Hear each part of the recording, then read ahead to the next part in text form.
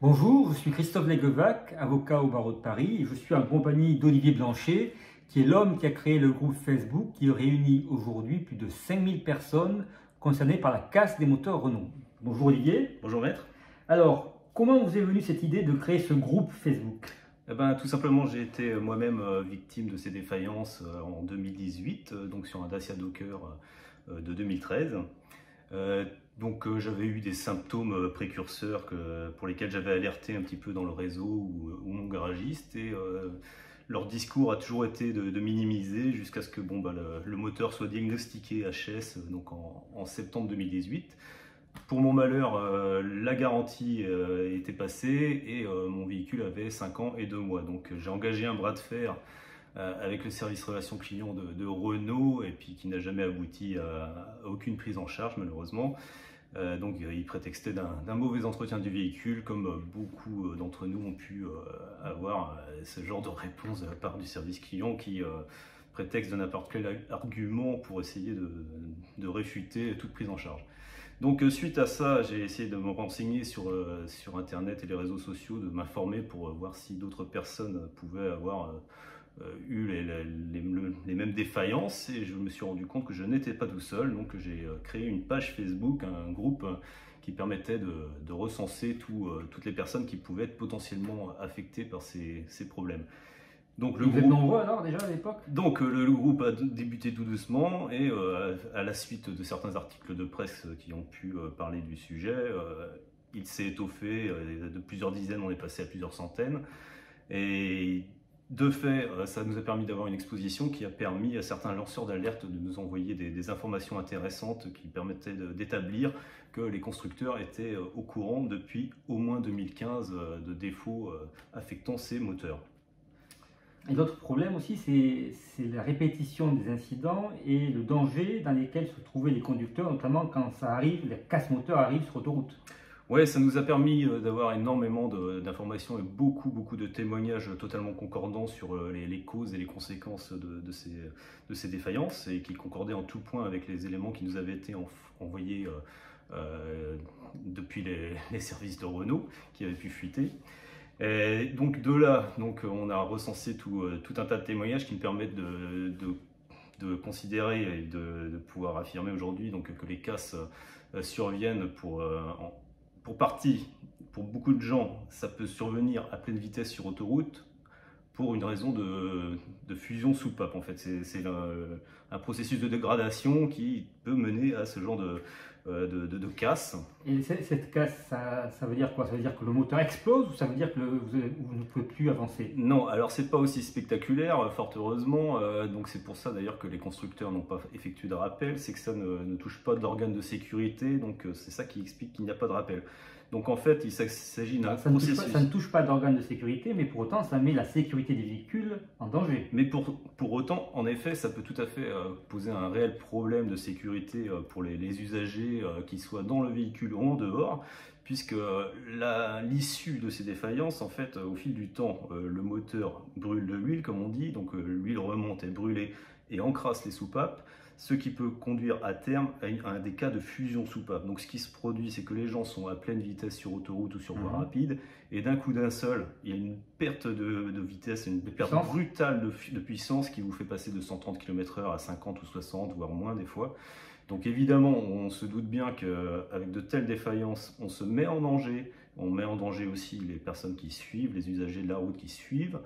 Et on a eu des centaines de témoignages de personnes qui ont eu la frayeur de leur vie, y compris avec les enfants à bord. Et évidemment, le fait de rouler ensuite avec ce genre de véhicule leur provoquait une angoisse évidente. Et pour beaucoup, ils ont préféré se séparer du véhicule pour ne plus entendre parler de ces problèmes. Et donc, on parle maintenant depuis qu'un journaliste de RTL en 2019, je crois, a inventé le mot, on parle de Motorgate. Alors qu'est-ce que ça veut dire dans votre esprit, le Motorgate? Oui, alors le Motorgate, donc ça c'est un terme qui a été évoqué pour la première fois. Alors peut-être en terme Motorgate en francisé, c'était Jean-Luc Moreau sur l'antenne de RMC à l'époque. Il a très souvent relayé les défaillances de ces moteurs. Donc le Motorgate, c'est quoi? Donc en fait, ça concerne les moteurs essence 1,2 litre TCE Renault et les moteurs essence 1,2 litre DIGT de chez Nissan qui ont été produits de 2012 à 2018. Donc c'est des moteurs essence qui équipent non seulement des Renault, beaucoup de Dacia également, des Nissan et quelques rares cas de Mercedes Citan. Donc ça représente énormément de volume, des centaines de milliers de véhicules bien sûr qui sont potentiellement touchés à travers toute la France ou même à travers toute l'Europe bien entendu, puisque les ventes ne se sont pas contentées de rester dans les frontières de l'Hexagone. Il y a beaucoup de véhicules qui ont été vendus, des Nissan en Angleterre notamment, en Espagne, en Israël, où il y a une action aussi qui a été initiée il y a quelques mois. Et donc le Motorgate, c'est quoi? Donc en fait c'est des défaillances que les constructeurs, dont les constructeurs Renault et Nissan ont connaissance depuis 2015. Donc ça, on en a l'absolue certitude puisque nous avons beaucoup d'éléments qui nous permettent de l'affirmer. Il y a des notes internes qui d'ailleurs ont été remontées par l'UFC Que Choisir en mai 2019 qui permettent de savoir que ces constructeurs étaient au courant. Et pour autant, donc, on a la certitude aussi qu'ils n'ont pas effectué de rappel et encore moins alerté les clients. C'est ça qui pose un problème majeur, puisqu'ils auraient très bien pu sensibiliser les clients pour éviter ces centaines de casses moteurs à pleine vitesse sur autoroute. C'est ça qui pose réellement problème. Et alors, une fois que vous avez constitué le groupe, que vous avez été plusieurs centaines, voire plusieurs milliers, qu'est-ce que vous avez essayé de faire? Vous avez essayé de lancer des actions en direction des associations de consommateurs, vers Renault? Voilà, donc nous avons fait un peu feu de tout bois parce que nous avons essayé de dialoguer, mais sans jamais y parvenir avec Renault, puisqu'ils estimaient que nous n'avions aucune légitimité à parler au nom des victimes en tant que groupe Facebook. Nous avons essayé avec force conviction de contacter toutes les associations agréées à mener des recours collectifs en France. Donc elles sont 15, il y a 15 acteurs potentiels, dont l'UFC Que Choisir ou la CLCV. Nous avons eu quelques contacts avec ces deux organes.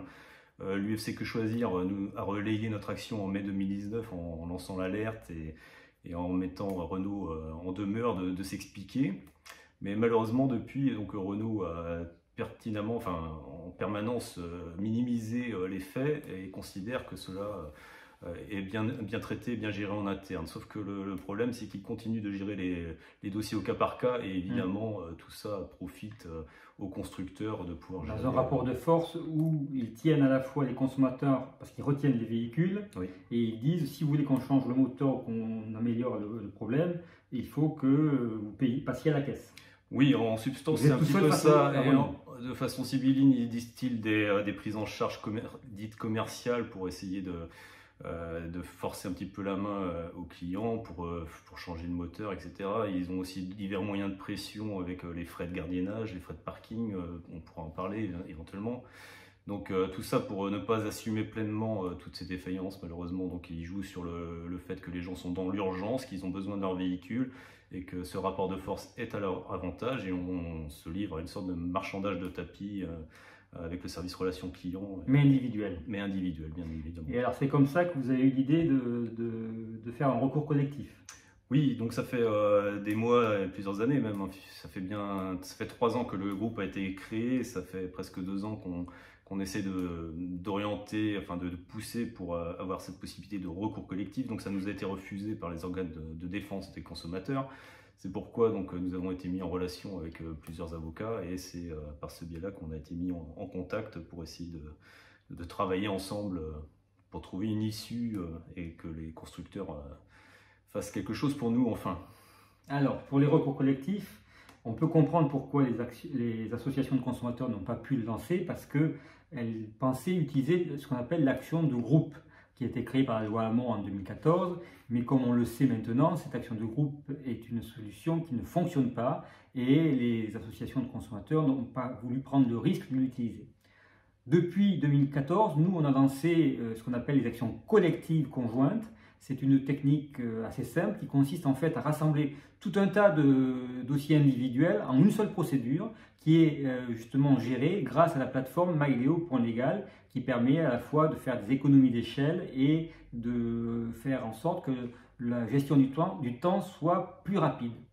Et en étudiant le dossier avec Olivier, il est très vite apparu un problème que les assureurs vous opposent systématiquement, qui est le problème de la prescription. Puisque l'action de groupe, c'est plutôt du droit civil, la prescription est donc de l'ordre de 5 ans à compter de la première mise en circulation du véhicule. Donc la plupart des potentiels requérants risquaient de se voir opposer la prescription. C'est l'une des raisons, mais ce n'est pas la seule, pour laquelle nous sommes sortis du droit civil pour aller vers le droit pénal. Tout à l'heure, vous avez dit, et c'est un point très important, qu'il y avait un problème de sécurité et puis un problème également de tromperie. Depuis 2015, Renault connaît le vice sur ses moteurs et pourtant a continué de les vendre sans en informer les consommateurs. Tromperie.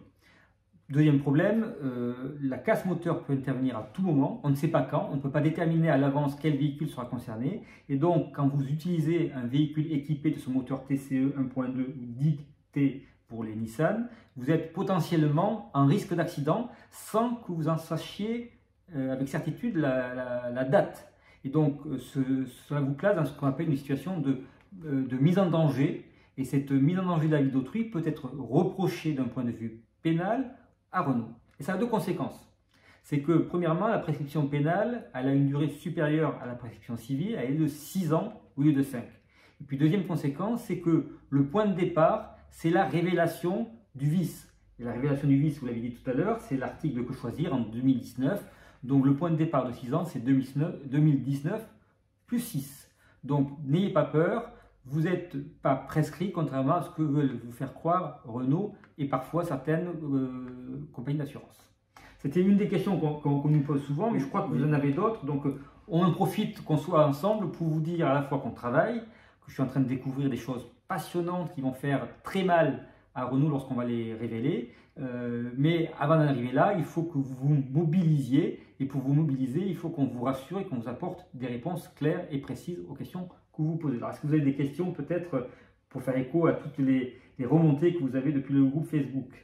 Non, la question principale était effectivement la question de cette prescription, puisque beaucoup d'assurance protection juridique considèrent que nous avons 2 ans pour agir à compter de la découverte du vice, sauf que, comme vous venez de l'expliquer, on va essayer d'orienter cette action vers une stratégie plus pénale, en fin de compte, qui va permettre de faire sauter cette garantie quinquennale. Enfin, c'est pas la garantie quinquennale, c'est pas les bons termes, mais disons qu'il va falloir qu'on fasse comprendre aux protections juridiques effectivement qu'on s'oriente sur une autre voie qui permettra justement de mettre comme point de départ donc ce fameux article de Que choisir de mai 2019.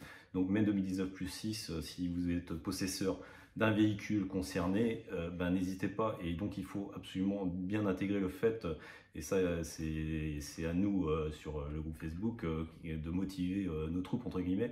Il faut bien comprendre qu'il faudra qu'on soit un maximum dès cette phase 1. Parce que c'est là où tout va se jouer déjà. Donc peut-être que j'explique la différence entre la phase 1, voilà, la phase 1 et la phase 2. Quelles sont les différences? Voilà, je vous pose la question.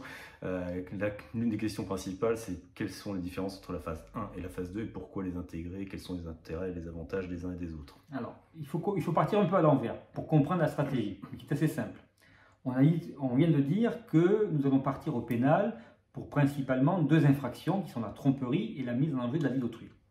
Quand on porte plainte au pénal, il y a 2 possibilités. Première possibilité, vous pouvez porter plainte devant le doyen des juges d'instruction pour justement qu'une enquête approfondie soit menée. Le problème de cette procédure, c'est qu'elle est très longue. Il n'y a qu'à voir l'affaire Dieselgate, ça fait plus de 10 ans que ça dure et pour le moment, aucun constructeur n'a été renvoyé devant le tribunal correctionnel.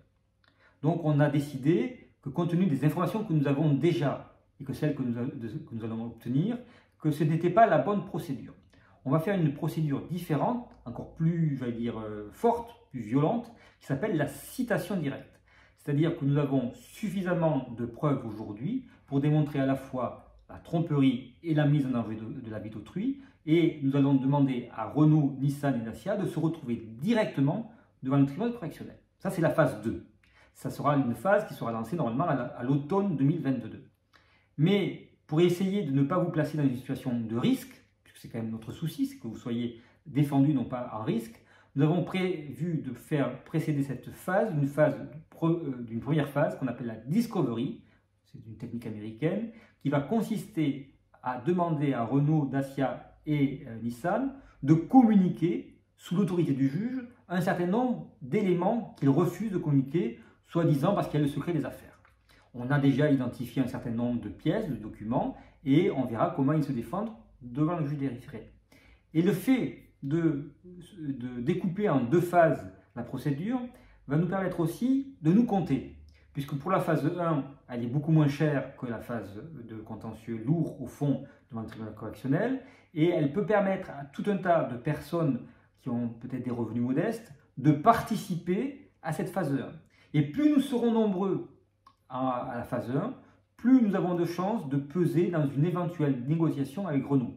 Puisque avant de partir en contentieux, nous aurons un préalable indispensable, c'est de mettre en demeure Renault. À compter de cette mise en demeure, nous dirons, nous sommes prêts à discuter avec vous des solutions immédiates pour faire en sorte que justement les véhicules qui sont dans des garages puissent se sortir, que les réparations soient prises en charge, etc., etc. Ou indemniser les différents préjudices si les véhicules ont déjà été modifiés ou vendus. Et pour cela, nous vous proposons de créer une commission paritaire où les consommateurs, les associations de consommateurs, les assureurs et les constructeurs seraient présents, en présence également de l'État, à qui on pourra peut-être faire un jour des reproches d'avoir été un petit peu lointain dans cette affaire, pour justement trouver une solution qui soit la plus rapide possible et la plus satisfaisante possible pour les consommateurs. On verra ce que nous dira Renault. S'il nous envoie balader, eh bien, nous avons là la possibilité d'enclencher les procédures que j'ai évoquées, le référé d'abord et la citation directe ensuite. Voilà la stratégie, c'est, vous voyez, on joue la transparence, on ne cache rien, on dit simplement qu'on a quelques éléments dans notre dossier et on attend avec impatience une réaction de Renault. Parce que chose curieuse, depuis qu'on a lancé l'action collective, Renault est aux abonnés absents et silencieuse et ne dit rien. Oui, c'est une habitude chez eux de ne pas commenter ce genre de dossier. Ils ont un service de communication qui est souvent très muet. Alors, est-ce que vous avez encore d'autres questions peut-être Oui, alors l'une des questions principales qui revient aussi, c'est si le véhicule a été revendu, comment puis-je intégrer cette action collective, puisqu'il y a beaucoup de personnes qui ont eu ces problèmes-là, qui ont été véritablement lésées et qui estiment de plein droit qu'ils devraient avoir réparation de leur préjudice. Donc pour les véhicules revendus, comment faire? Alors, le mot important est le mot préjudice. Le préjudice ici, il est de 2 sortes. Vous avez ce qu'on appelle un préjudice matériel, un préjudice économique en quelque sorte, qui va être variable en fonction de votre situation. Si vous avez acheté le véhicule neuf, eh bien le préjudice c'est le prix d'achat. Si le véhicule est d'occasion, ça va être le prix d'achat d'occasion. Ça, c'est la première hypothèse. Et puis, si vous avez eu un incident grave qui a nécessité une intervention ou des réparations fortes, et que malgré la prise en charge partielle par Renault, il vous est resté un reste à charge important, on parle parfois de plusieurs milliers d'euros, j'ai vu passer des dossiers où c'était 5 ou 6 000 euros qui restaient à la charge du propriétaire, eh bien, vous pouvez là aussi demander la prise en charge de ce reste à charge. Donc, que le véhicule soit neuf ou d'occasion, que vous en soyez encore propriétaire ou que vous l'ayez revendu, vous avez un préjudice matériel. Et puis, à côté de ce préjudice matériel, vous avez un préjudice moral. Parce que pendant toute la durée où vous l'avez utilisé, vous avez été exposé à ce risque d'accident qu'on a évoqué tout à l'heure, et donc cela crée une anxiété chez vous, certes rétroactive, mais une anxiété, et ce préjudice moral peut être indemnisé même si aujourd'hui vous n'avez plus de véhicule entre vous-mêmes. Merci maître. Bon, est-ce que vous avez encore une autre question ou pas? J'ai l'impression qu'on a fait le tour. On a fait à peu près le tour, on a réussi à tenir en 20 minutes, ce qui n'est pas trop long pour une vidéo YouTube. Et on vous dit, vous voyez, il fait très beau ici en Bretagne. C'est la Bretagne, c'est un temps de pluie comme d'habitude. Tout ça pour vous dire aussi que nous gardons à la fois le moral, un peu d'humour parce qu'il en faut. Et n'oubliez pas que c'est surtout votre mobilisation qui fera la différence, qui fera que vous pouvez un jour vous faire entendre par Renault ou par d'autres constructeurs. À très bientôt. Merci à vous, on compte sur vous. Au revoir. Courage à tous, merci, au revoir.